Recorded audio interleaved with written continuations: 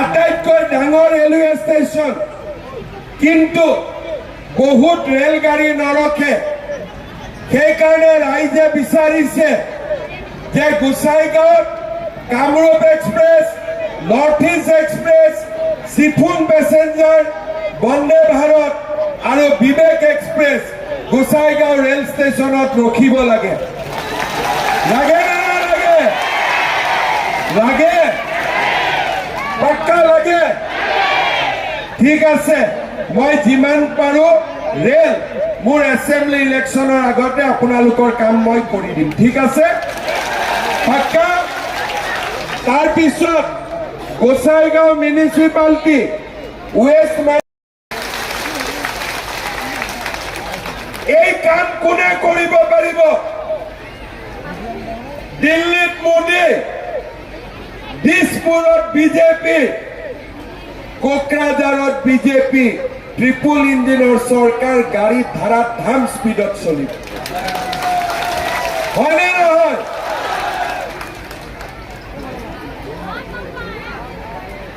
আজি যিমান জাগাত মই বিটিআৰৰ মিটিং কৰিছো, সকলো জাগাতে মই এটা কথা কৈছো যে আজি আমাৰ অসমত যদি শান্তি হৈছে, প্ৰগতি হৈছে, কেতিয়া হৈছে? যেতিয়া বিজেপিৰ চৰকাৰ হৈছে। কাৰ্বি আংলঙত গণ্ডগোল আছিলে, ডিমা হাছাওত গণ্ডগোল আছিলে, অসমত আছিলে, বিটিআৰত আছিলে। বিটিআৰত 4,000 ল'ৰা ছোৱালীৰ মৃত্যু হৈছিলে। সদায় গুলি, সদায় বন্দুক, সদায় পুলিচ মিলিটাৰী। গোসাইগাঁও বজাৰ 8 বজাত বন্ধ, কচুগাঁও 6 বজাত বন্ধ।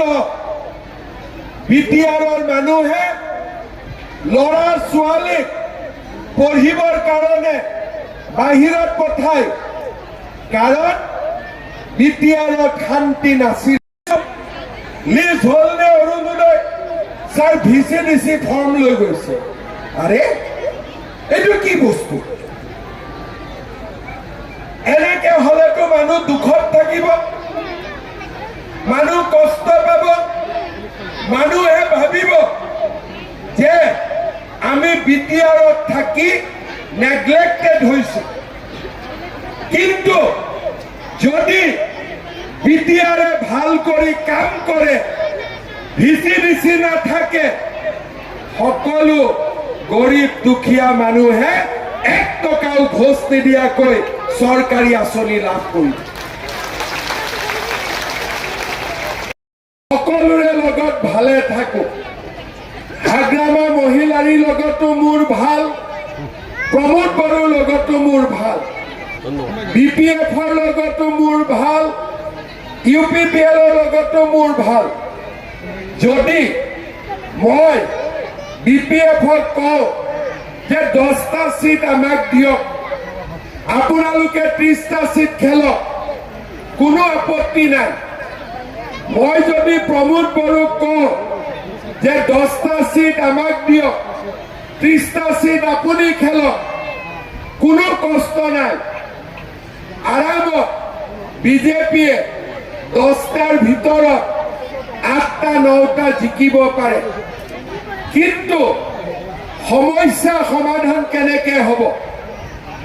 2002 চনত আমাৰ বিটিআৰ BTC গঠন হল। আজি 2025 চন।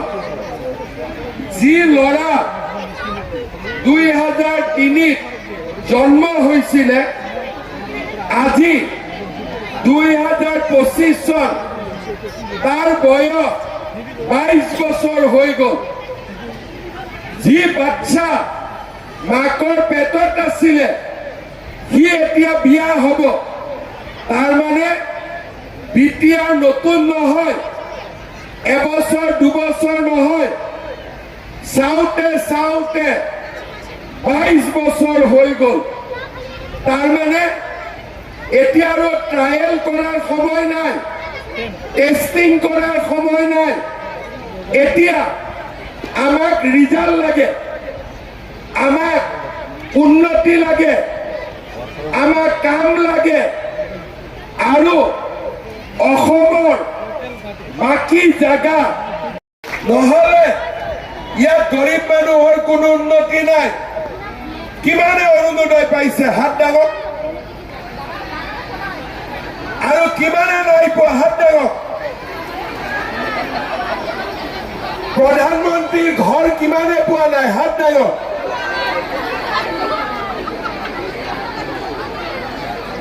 আমি টকাটো সমান দিছো, ইয়াতো সমান পঠাইছো। অৰুণোদয় ফৰ্ম এটা ল'বৰ কাৰণেও ভিচিডিচিক 300 টকা ঘোষ দিব লাগে। লাগে না নালাগে? ঘৰ পাবৰ কাৰণে ভিচিডিচিৰ মূৰত তেল ঢালিব লাগে। এই কথাবোৰ শেষ হ'ব লাগিব। যদি বিটিআৰত পৰিৱৰ্তন লাগে, গৰীব দুখীয়া মানুহক অধিকাৰ লাগে, আৰু অসমৰ বেলেগ জাগাৰ দৰে বিটিআৰতো ৰাইজে যদি অধিকাৰ পাব লাগে, এই ভিচিডিচি বিলাকত আমি দোকানটো বন্ধ কৰি দিব লাগিব। আজি আপোনালোকে চাওক, মই 22 তাৰিখ নলবাৰী যাম, 23 তাৰিখ মই জাগিৰোড যাম, 24 তাৰিখ মই মাৰ্ঘেৰিটা যাম। টিভিত চাই থাকিব,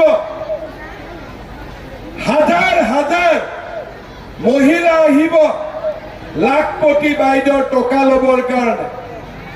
কিন্তু আমাৰ বিটিআৰত লিষ্ট বনাই নাই। 17 ছেপ্টেম্বৰ 40 লাখ পৰিয়ালে অৰুণোদয় পাব। মাহত 1250 টকা। লগত গেছ কিনিলে গেছৰ চিলিণ্ডাৰৰ দাম 950, 550 কিনাৰ লগে লগে 250 টকা চৰকাৰে আপোনালোকক আকৌ দি দিব। তাৰমানে 250 আৰু 1250, 1500 টকা মাহত পাব। ৰেচন কাৰ্ডত আমি ইমান দিনে চাউল পাই আছিলো। 1 নৱেম্বৰৰ পৰা চাউলৰ লগত দালি পাব, নিমখ পাব, চেনি পাব, কম দামত এই গোটেই বস্তুবিলাক ৰাইজে পাব। কিন্তু বিটিআৰত পাবনে নাই? মই ডিচিক সুধিছো, বোলে লিষ্ট হ'ল নে? বোলে ছাৰ ভিচিডিচি চিলেক্ট কৰি আছে। আৰে মাথাই গৰম হৈ যায়, এইটো ক'ৰ পৰা ওলায়?